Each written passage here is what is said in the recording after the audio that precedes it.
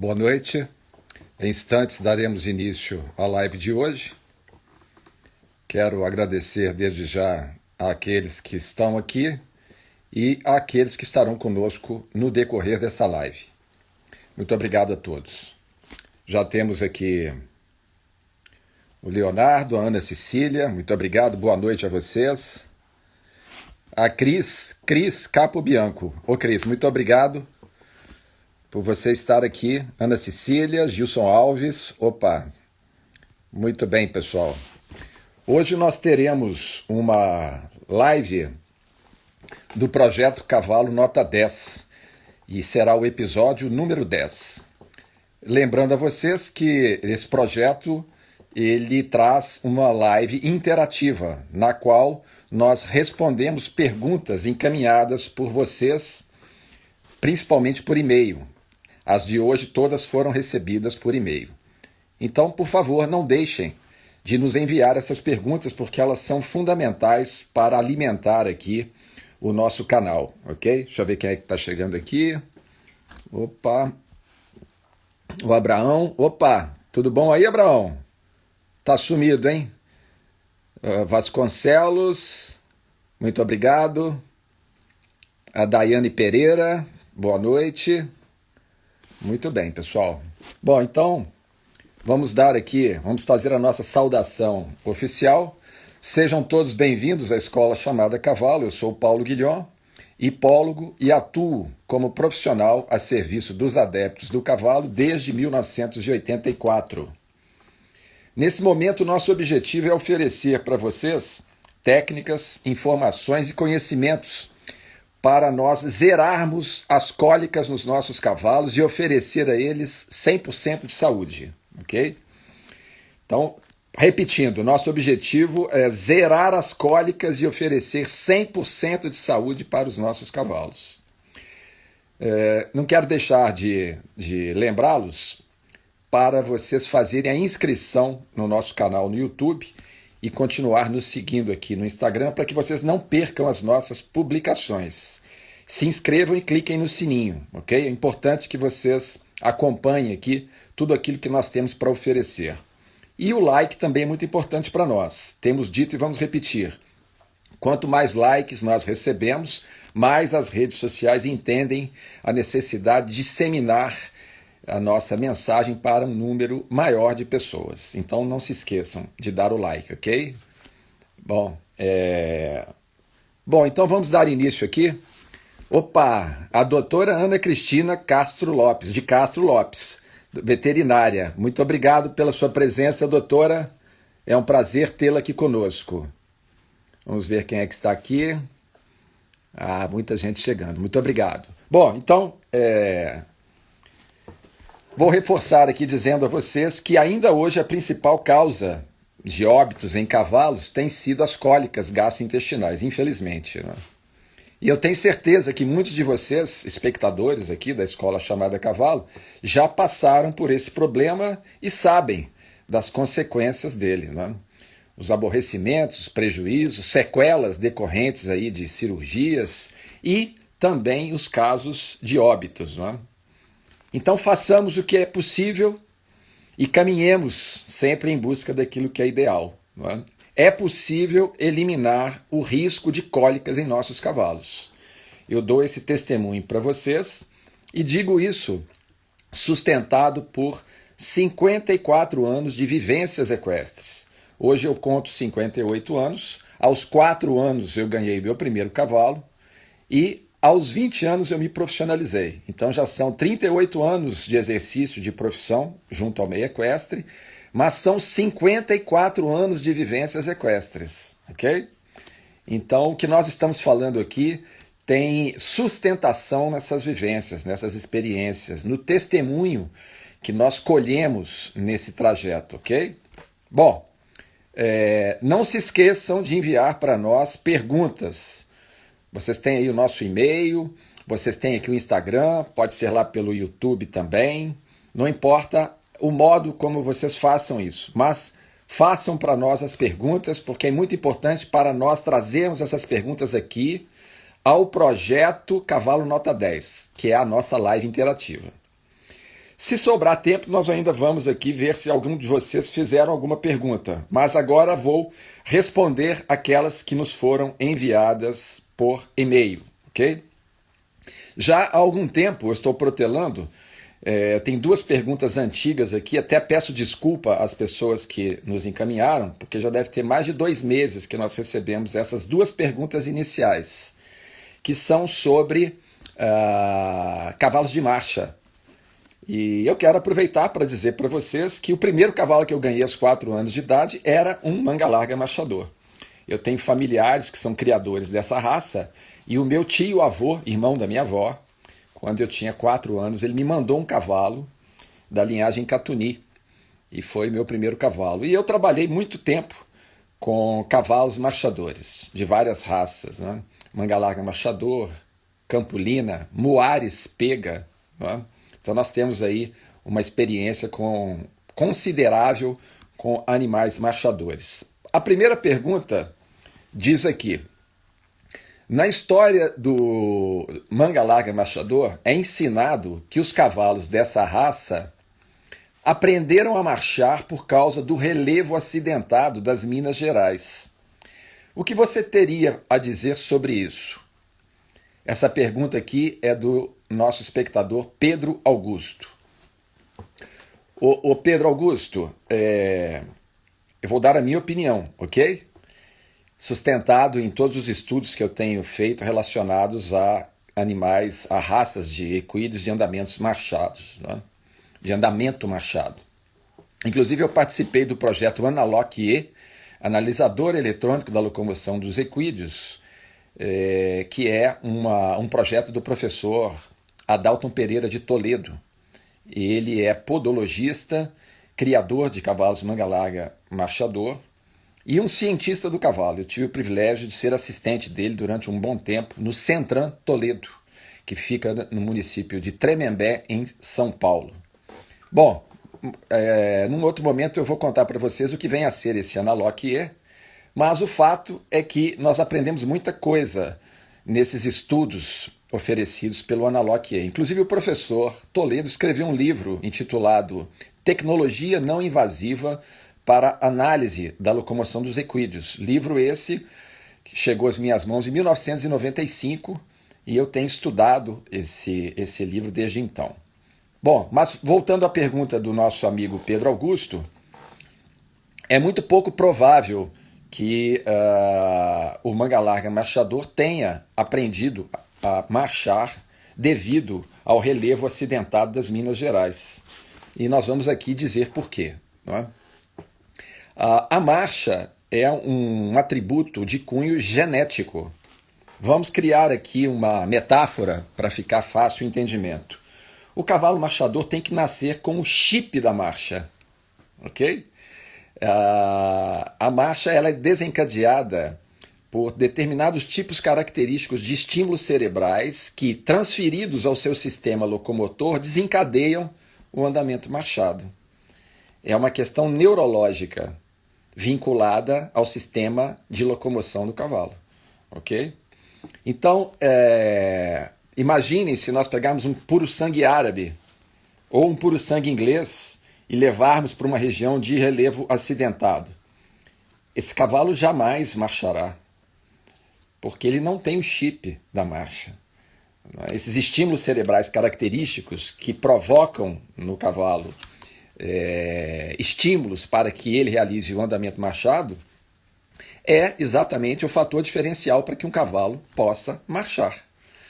Então, quando da colonização da América do Sul, os colonizadores trouxeram nas suas caravelas animais oriundos do norte da África, aquela região do Marrocos, Argélia, Tunísia, e de uma raça conhecida como Berberi, que são cavalos de pequeno porte e de andamento marchado, muito marchado. Tá? E esses cavalos vieram com os colonizadores para a América do Sul, para o Brasil e países vizinhos. E a marcha chegou a nós trazida por esses animais, pela genética representada por esses animais, ok? O que aconteceu? Em 1808, com a vinda da família real portuguesa, fugindo da invasão napoleônica, Eles trouxeram os cavalos que eles utilizavam em Portugal, que eram os puro-sangue lusitanos. E aí começou o cruzamento entre os berberes com animais de trote, no caso o puro-sangue lusitano, não é? Que foi trazido pelos portugueses. E desde então nós temos realizado cruzamentos que provocam uma diluição na genética de marcha. Por que diluição? Porque toda vez que nós acasalamos, cruzamos animais de trote com animais de marcha, o trote com relação à marcha tem uma influência dominante, ok? Então a tendência é que a partir desses cruzamentos a marcha vai ficando cada vez menos presente na informação genética dos produtos desse cruzamento de animais de trote com animais marchadores, ok? Nós temos feito isso ao longo de décadas, né? Talvez até mais de um século, fazendo esses cruzamentos. Então a nossa marcha hoje está muito diluída com relação àquilo que ela já foi originalmente. Eu vou citar como exemplo uma raça que nós temos aqui na Colômbia, o cavalo colombiano de passo, que não teve essa intervenção indevida de cruzamentos de raças de trote e que preserva ainda hoje um andamento marchado com as mesmas características dos seus antecessores que vieram do norte da África. Ok? E essa raça tem 4 linhagens. A mais conhecida é a chamada de Passo Fino. Ok? Bom, então seria isso, Pedro Augusto. É pouco provável, não é? Que os cavalos tenham aprendido a marchar devido ao relevo acidentado de Minas Gerais. Isso é uma questão genética. O que faz o cavalo marchar é o chip que ele traz no seu genoma, ok? Bom, vamos para a segunda pergunta aqui, feita pela Márcia Filardi, também sobre andamento marchado. Os exercícios para dar mobilidade à coluna do cavalo favorecem a marcha? Ô Márcia, eu posso afirmar que sim. Por quê? Porque equídeos, vamos falar de equídeos, né? Porque agora nós vamos englobar aí asininos e também os moares, eles são animais vertebrados. A coluna vertebral é a estrutura matriz que rege o seu sistema de sustentação e locomoção. Então, sempre que nós exercitarmos a coluna vertebral de um equídeo, dando a ela flexibilidade, disponibilidade, mobilidade, os seus membros locomotores vão ganhar em desempenho atlético. O cavalo vai usar melhor os seus membros locomotores, ok? Então nós não precisamos ter dúvidas com relação a isso. Se o cavalo tiver o chip da marcha, for um legítimo marchador, estando a sua coluna flexível, tendo a mobilidade decorrente dos exercícios que são oferecidos com essa finalidade, né? Ele vai marchar melhor. Se for um cavalo de trote, ele vai trotar melhor. E todos os seus andamentos serão favorecidos.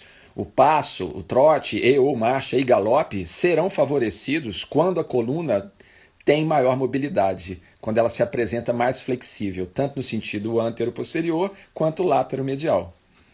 Existem exercícios desde a Renascença, não é? Quando foram criadas as academias de equitação, não é?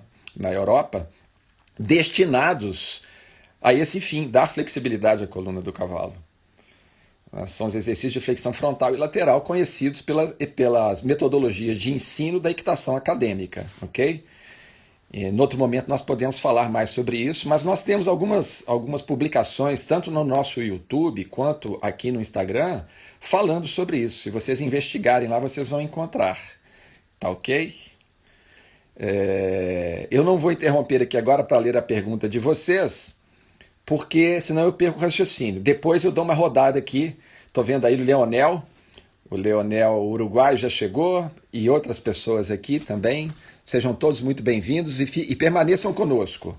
Eu vou terminar as perguntas dos espectadores, depois eu dou uma atenção melhor para vocês, ok? Bom, a terceira pergunta é a do nosso amigo João Furtado.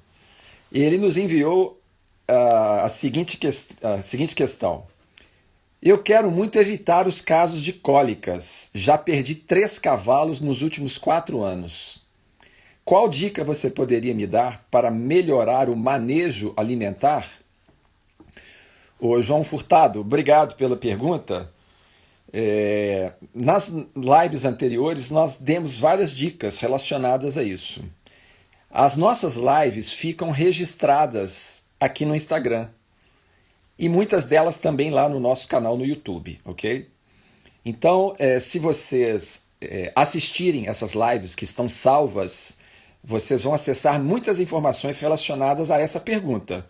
Mas eu vou aqui oferecer aqui algumas contribuições complementares para você não ficar sem resposta, tá bom, ô João? Bom, a dica para melhorar o manejo alimentar, fundamental, é oferecer ao cavalo o alimento que se aproxima da sua fisiologia digestiva, que atende às necessidades do seu sistema gastrointestinal, para que o cavalo seja alimentado e também faça uso dos nutrientes que ele está ingerindo através daquilo que está sendo oferecido a ele. Quanto mais nós aproximamos o trato alimentar do cavalo à sua natureza original, menos efeitos colaterais acontecerão. O cavalo é um herbívoro monogástrico, que se alimenta originalmente de gramíneas e algumas leguminosas. Esse é o alimento original da espécie equina. E o seu hábito alimentar é a ingestão contínua de pequenas quantidades. O cavalo selvagem passa o dia inteiro andando e pastejando, comendo pouco a pouco, pequenas quantidades com muita frequência. Esse é o hábito alimentar original da espécie. Então nós temos que aproximar o manejo dessa natureza original dos equinos. Todas as vezes que nós nos afastamos disso, nós vamos trazer problemas de ordem gastrointestinal para os nossos cavalos. Não é? Além disso, tem a questão do movimento, que nós temos falado também nas outras lives. Não é? A movimentação contínua, por isso que o cavalo ele tem o hábito nômade, ele precisa andar o tempo todo. Porque alguns dos seus sistemas orgânicos são dependentes dessa movimentação. Indo agora para o sistema gastrointestinal, o peristaltismo, já falamos aqui várias vezes, é estimulado pelo movimento de locomoção do cavalo. O cavalo, quando para em regime estacionário, a primeira coisa que acontece é baixar o peristaltismo, os movimentos das suas vísceras do sistema gastrointestinal, que inclusive promovem o trânsito e a expulsão desse alimento depois de processado em forma de fezes. Então o cavalo precisa estar em movimentação. Por isso que o cavalo selvagem está andando o tempo todo. Um cavalo selvagem adulto, a cada período de 24 horas, o normal é ele andar e pastejar pelo menos durante 18 horas. Não é? É muita coisa. Então, isso é o normal para um cavalo. E o que é que nós fazemos? Nós confinamos o cavalo, tiramos dele a movimentação física e muitas vezes oferecemos a ele alimentos em quantidade e qualidade inadequados ao seu consumo, à sua natureza original. Tomar muito cuidado com ração, excesso de ração, e com a qualidade e a quantidade das forrageiras, que são os capins. A melhor forrageira para o cavalo são as gramíneas e algumas leguminosas, como nós falamos. Né? De que modo? Fenadas ou a fresco. Fenadas quer dizer desidratadas. A fresco quer dizer cortada e servida logo para o cavalo, antes dela desidratar. Não é? É importante que o cavalo coma as forrageiras frescas, porque elas reidratam, elas refrigeram o seu intestino. Né? O intestino do cavalo precisa estar refrigerado pela água que está contida nas forrageiras frescas. Porque se aquece muito o intestino do cavalo, favorece os processos de fermentação, produção de gases e possíveis cólicas. Né? Falamos do capim picado na live passada, que não é um alimento adequado, não é? Por vários motivos que nós já explicamos. É só você conferir na live anterior a essa. Eu estou dando essas explicações lá, viu, João Furtado? Bom, então seriam essas as dicas, ok? Acho que já está de bom tamanho. Vou passar para a próxima pergunta aqui, ó. A Ana Amélia também nos enviou uma pergunta aqui sobre o manejo. Ela está dizendo aqui: olá, Paulo Guilhom. Tenho percebido que um dos grandes problemas do manejo está relacionado à mão de obra. Confesso que boa parte dos problemas que têm ocorrido com meus cavalos é por descuido na execução das rotinas de manejo. Qual dica você poderia me dar? Ô, Ana Amélia, você tem toda a razão. Inclusive, nós temos defendido já há pelo menos 30 anos a seguinte sugestão aos adeptos do cavalo. Nós precisamos investir na qualificação dos profissionais que atuam nos sistemas equestres, né? Sobretudo os cavalariços. Cavalariços são aquelas pessoas que realizam o manejo dos animais, que são todas as atividades relacionadas ao dia a dia do cavalo, né? Algumas raças tratam os cavalaristas de peões, outros falam tratadores, mas cavalariço é uma palavra que é mais abrangente e se aplica melhor a esses profissionais. Então a formação profissional de um cavalariço é fundamental.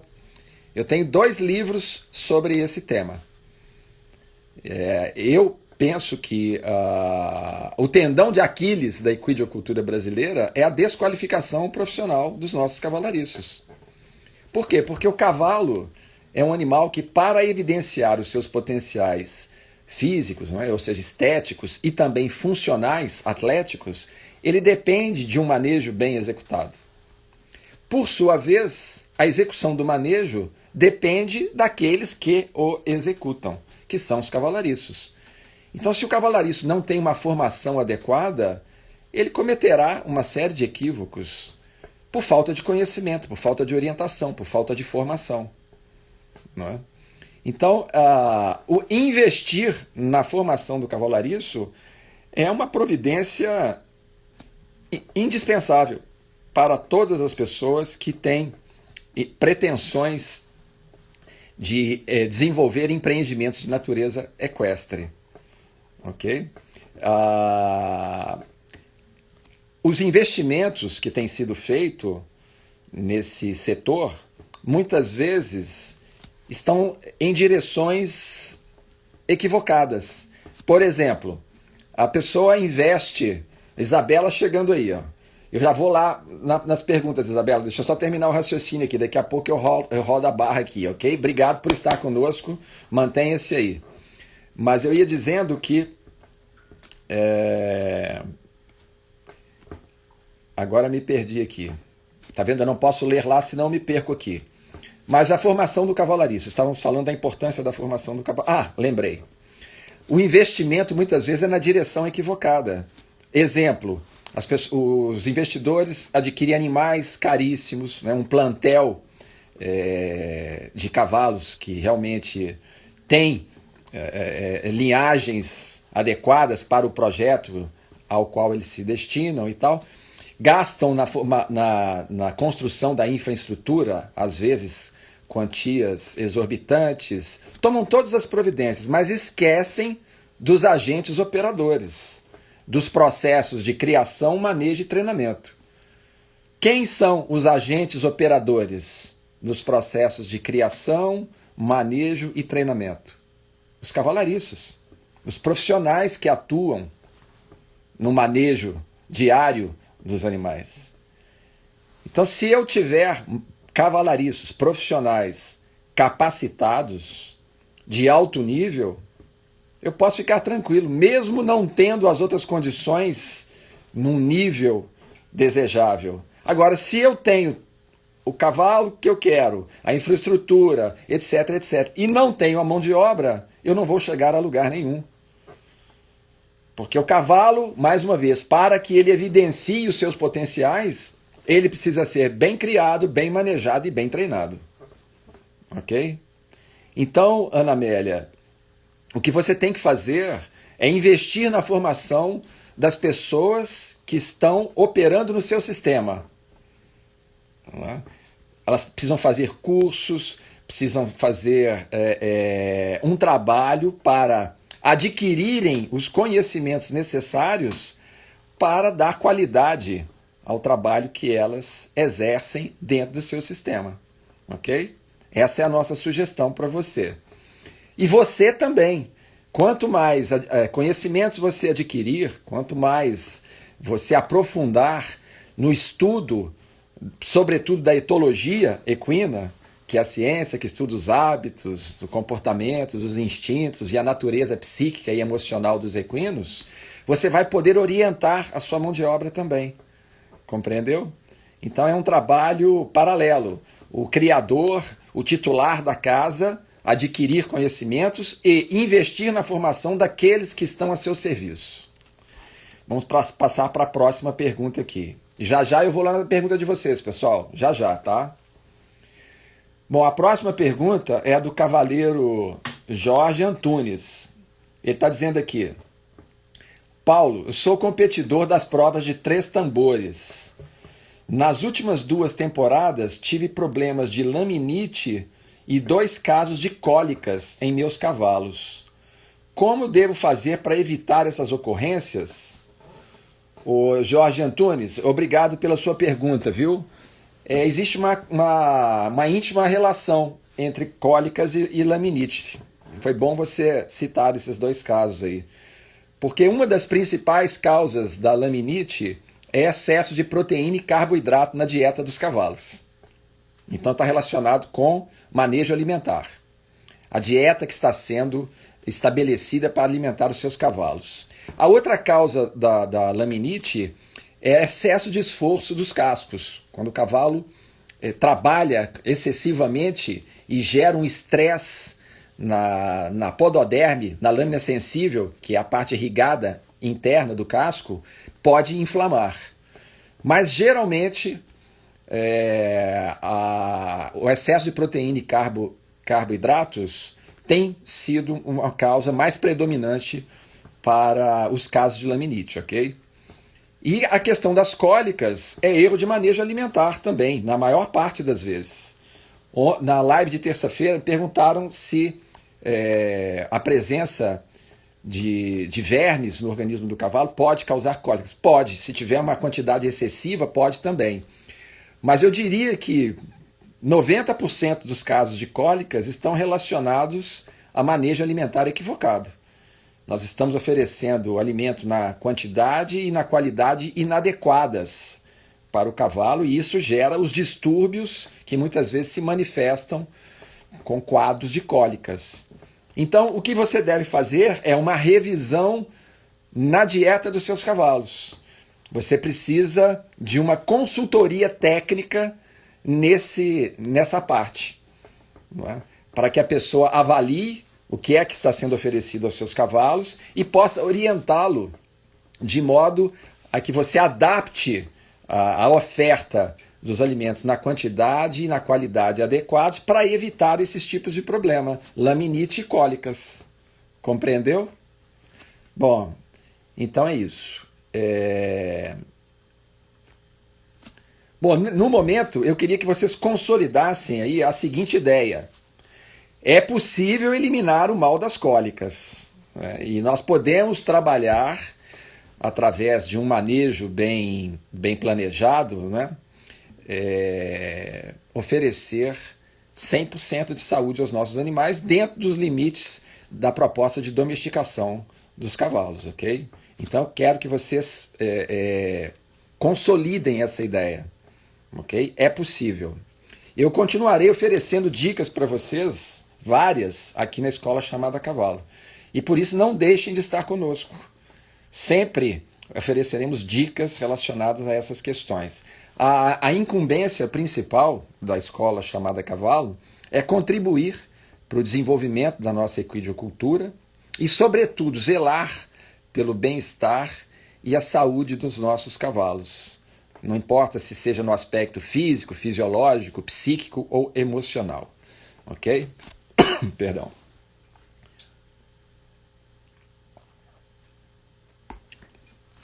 Eu vou dar aqui uma olhada aqui no pessoal que está aqui agora. Eu vou dar preferência para responder as perguntas relacionadas com a pauta do dia. Ok? para a gente não fugir muito do tema. Então, se por acaso eu pular alguma pergunta aqui, não fiquem chateados comigo não, por favor. Tá? Quem é que está aqui?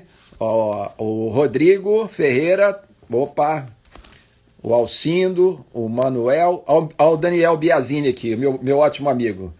É sempre uma satisfação ter você conosco. É um dos maiores equitadores que eu pude presenciar atuando. É o Daniel Biazini. Realmente ele é um equitador invejável. Eu me rendo à qualidade da equitação do Daniel Biazini. Ele é um ótimo equitador. Vamos ver aqui. O Wellington, obrigado, Wellington. O Daniel, Eliandro. Tem o G2 da 71 aqui. A Isabela aplaudindo aqui. Obrigado, Isabela. Você estar aqui me incentiva muito. O Eliandro costuma estar sempre conosco, já passou por aqui também, não sei se ainda está. Muito bem. O Adão. Rui Oliveira. A Isabela está perguntando aqui, ó. Onde podemos adquirir esses importantes livros? Ô Isabela, obrigado pela pergunta. Ela está se referindo aos livros que eu mencionei sobre formação de cavalariços. Existe uma empresa chamada CPT, Centro de Produções Técnicas. Ela está sediada em Viçosa, onde fica a Universidade Federal de Viçosa, né? E essa empresa tem uma editora. A editora chama-se Aprenda Fácil. Eu tenho 3 ou 4 livros publicados pela editora Aprenda Fácil, entre eles esse do cavalariço, Capacitação de Cavalariços, Escola Preparatória, o subtítulo. O Educação de Cavalariço, que é outro livro, está com a edição esgotada. Eu tenho aqui uns 50 exemplares em casa. É um livreto. Até na próxima live eu vou mostrar para vocês. Mas eu posso enviar para a pessoa se ela quiser o livreto, eu tenho ainda, apesar da edição estar esgotada. O endereço para vocês acessarem o livro é www.afe, Aprenda Fácil Editora, né? São as siglas, www.afe.com.br. Chegando no site, basta vocês clicarem no link Equinos e aí podem digitar o meu nome ou o título do livro. Melhor digitar Paulo Guilhom, que fica mais fácil, né? Mas o título do livro é Capacitação de Cavalariços, subtítulo Escola Preparatória. Ok? Vamos lá, ver quem é que está aqui. Ives, pessoal da Evergreen, obrigado. Muito obrigado, Renato. Renan Teixeira. Olha aqui, o Cristiano. Marli Prudêncio. Léo Galdino. Ô, Léo, obrigado. O pessoal de Portugal aqui. O Ricardo, do Horsemanship. Obrigado, Ricardo. Já vou te chamá-lo de amigo, meu amigo português. É um prazer tê-lo aqui conosco, Ricardo.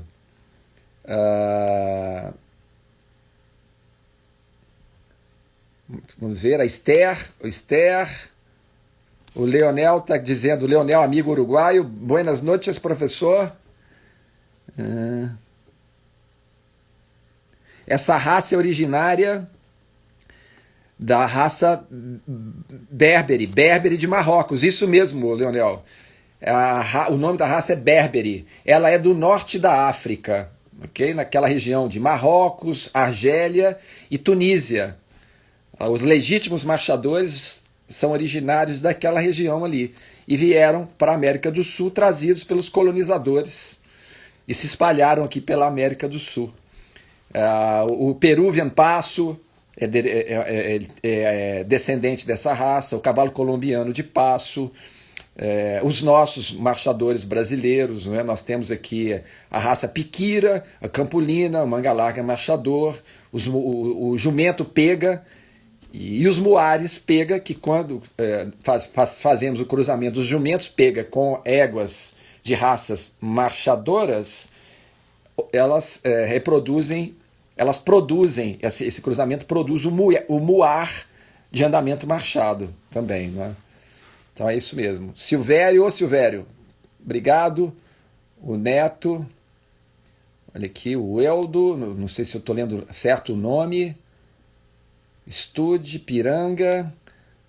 Opa, muita gente aqui. Deixa eu ver se tem mais alguma pergunta aqui. O André Max, não sei se você está ainda aí, André. Ele está perguntando se a morfologia tem alguma coisa a ver com o andamento marchado. O André, a resposta é longa para isso. Eu vou fazer o resumo do resumo para você. A influência da morfologia acontece depois que o cavalo, que o equino já traz consigo o chip da marcha, que são os estímulos cerebrais que vão fazer com que ele marche, entendeu? Porque se você pegar um cavalo de trote, independente da morfologia, ele não vai marchar, uma raça de trote. Mas uma morfologia funcional que atenda às necessidades do cavalo de sela, quando presentes num equídeo marchador, aí sim, aí ele vai favorecer o andamento marchado. Deu para compreender? Então, por exemplo, vou dar uma referência morfológica. Cavalos de sela, inclinação de escápula, aquela região da espádua ali. Cavalos de sela deveriam ter uma inclinação de escápula que varia de 54 a no máximo 58 graus. Acima de 58 graus é uma escápula adequada para cavalos de tração, que andam em baixa velocidade tracionando, fazendo esforço, ok? A escápula mais inclinada dá mais amplitude para a passada do cavalo e liberta mais o movimento das escápulas. Então o cavalo ganha desempenho. É um exemplo. A proporção entre dorso-lombo, trem anterior e garupa também. Quando o cavalo é muito longilíneo, os trens de locomoção estão muito distantes um do outro, trem anterior e posterior, gera uma assimetria. O cavalo ele desalinha o movimento do trem anterior com o trem posterior. Compreendeu? Diminui a sinergia. Sinergia é a ação coordenada entre os trens de locomoção. Quanto mais longo o cavalo, menor a sinergia entre os trens de locomoção, o que prejudica o desempenho dele. Não importa se é marchador ou se é de trote, mas se ele tiver o chip da marcha, a marcha dele vai ficar comprometida por essa característica morfológica que é prejudicial aos cavalos de sela. Tá? Então seria isso. A morfologia ajuda se ela estiver dentro das referências adequadas para cavalo de sela, desde que o cavalo tenha no seu genoma a informação da marcha. Vamos ver aqui. Moraes. Opa. Deixa eu ver aqui. Opa. Agora eu perdi o rolo aqui, vou voltar lá em cima. Desculpe aí, pessoal. Vou ver se tem mais alguma pergunta aqui.